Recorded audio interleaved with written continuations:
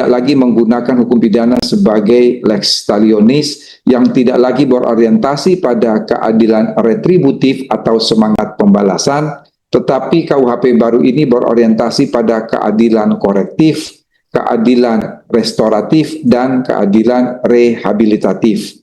Keadilan korektif ini ditujukan kepada pelaku. Artinya, pelaku yang melakukan suatu tindak pidana harus dikoreksi. Koreksi itu dia diberi sanksi. Sanksi itu bisa berupa pidana, juga berupa tindakan. Keadilan restoratif ditujukan kepada korban. Kalau keadilan korektif ditujukan kepada pelaku dan keadilan restoratif ditujukan kepada korban, maka keadilan rehabilitatif baik ditujukan kepada pelaku maupun korban. Pelaku tidak hanya dikenakan sanksi, tetapi juga harus direhabilitasi. Demikian juga korban, tidak hanya dipulihkan, tetapi juga harus diperbaiki. Adapun misi dari KUHP nasional ini, yang pertama yang tadi sudah disebutkan adalah dekolonisasi. Artinya KUHP nasional ini berupaya untuk menghilangkan nuansa-nuansa kolonial. Nuansa-nuansa kolonial ini kita lihat di dalam KUHP lama yang sama sekali belum berbicara soal kemanfaatan, belum berbicara soal keadilan dan lain sebagainya. Sementara di dalam KUHP baru khusus mengenai buku 1, dekolonisasi ini terlihat jelas, antara lain satu, bahwa KUHP nasional ini tidak lagi retributif, tetapi korektif, restoratif, dan rehabilitatif. Yang kedua, KUHP baru ini tidak lagi berorientasi pada kepastian hukum semata, tetapi juga keadilan dan kemanfaatan. Yang ketiga, hukum pidana tidak lagi bersifat pembalasan, tetapi dia lebih humanis, namun tidak permisif. Artinya apa?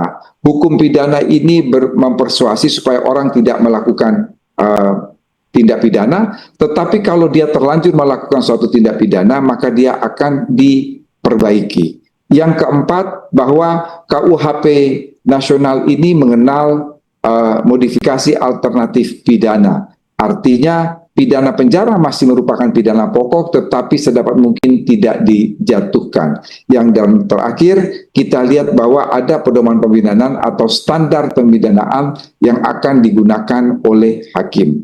Selain itu semua, KUHP baru juga mengenal hukum yang hidup dalam masyarakat. Artinya kita juga melihat pada kearifan lokal, juga melihat pada situasi dan kondisi sosial budaya yang ada di tengah-tengah masyarakat. Yang kedua, misi KUHP nasional adalah demokratisasi. Artinya KUHP baru ini sama sekali tidak mengekang kebebasan berpendapat, kebebasan berekspresi, kebebasan demokrasi, namun mengatur berbagai kebebasan itu sehingga dalam pelaksanaan hak berdemokrasi tidak mengganggu hak orang lain. Yang ketiga, KUHP baru ini memiliki misi yang kita sebut dengan istilah konsolidasi.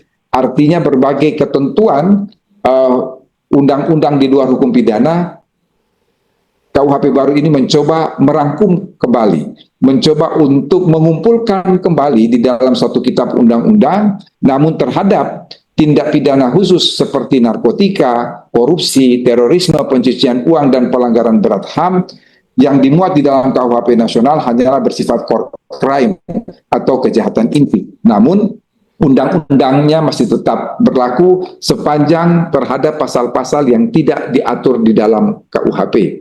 Yang berikut adalah harmonisasi, misi yang keempat. Artinya KUHP nasional ini mencoba untuk menyesuaikan dengan berbagai undang-undang yang ada di luar KUHP. Dan yang terakhir, KUHP nasional ini juga memiliki misi modernisasi. Artinya dia bisa menanggulangi berbagai kejahatan dimensi baru yang berkaitan dengan perkembangan ilmu pengetahuan dan teknologi. Bapak Ibu, ini adalah misi dari KUHP nasional yang memiliki visi yang tadi sudah saya sebutkan adalah keadilan korektif, keadilan restoratif, dan keadilan rehabilitatif. Mengenai kesiapan pelaksanaan KUHP pada tanggal 2 Januari 2026, ini pada tanggal 18 November yang lalu, DPR telah mengesahkan. Jadi 3 minggu yang lalu DPR telah mengesahkan Kitab Undang-Undang Hukum Acara Pidana sebagai pelengkap untuk melaksanakan KUHP baru. Jadi tepat pada tanggal 2 Januari nanti Bapak Ibu kita memiliki KUHP baru yang akan diimplementasikan dengan menggunakan KUHP yang baru. KUHP yang baru ini sudah menyesuaikan dengan KUHP nasional sehingga tidak ada kegamangan bagi aparat penegak hukum untuk menerapkan KUHP nasional di dalam kehidupan sehari-hari. Tentunya yang paling terakhir tadi yang saya katakan di dalam penegakan hukum yang amat terpenting itu atau tidak kalah pentingnya adalah mengenai kesadaran hukum masyarakat.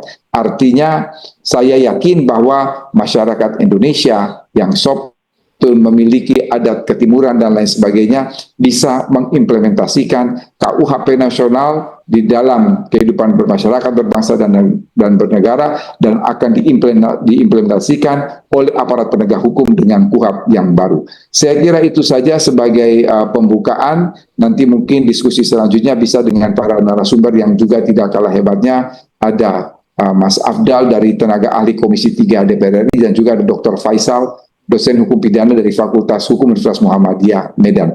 Kurang dan lebihnya mohon maaf. Wassalamualaikum warahmatullahi wabarakatuh. Shalom, Om Santi, Santi, Santi, Om, sekian dan terima kasih. Baik, terima kasih kami ucapkan atas kehadiran Bapak Wamen. Pak Wamen, izin kami dari TVRI Sumatera Utara ingin juga bertanya satu pertanyaan saja Pak Wamen sebelum kita berpisah. Sejauh ini bagaimana kemudian presensi dari pemerintah untuk mempersiapkan infrastruktur maupun sarana prasarana dalam percepatan transformasi hingga implementasi KUHP di tahun 2026 nanti Bapak? Ya, jadi KUHP itu memerintahkan kepada pemerintah dan DPR untuk membentuk undang-undang yang kemarin sore baru saja disahkan, yaitu Undang-Undang Penyesuaian Pidana. Undang-Undang Penyesuaian Pidana ini isinya ada 3. Yang pertama adalah menyesuaikan KUHP dengan berbagai undang-undang di luar KUHP.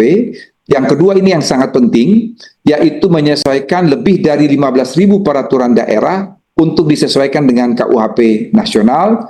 Artinya KUHP nasional ini merubah struktur pemidanaan yang ada di semua peraturan daerah yang ada di Indonesia, termasuk peraturan daerah yang ada di Sumatera Utara. Sebagai contoh, bahwa dengan KUHP baru ini sudah tidak lagi mengenal pidana kurungan, sehingga semua peraturan daerah yang menganut atau yang mengatur atau yang mencantumkan pidana kurungan itu diganti dengan pidana denda, mulai dari kategori ke-1 sampai maksimal kategori ke-3.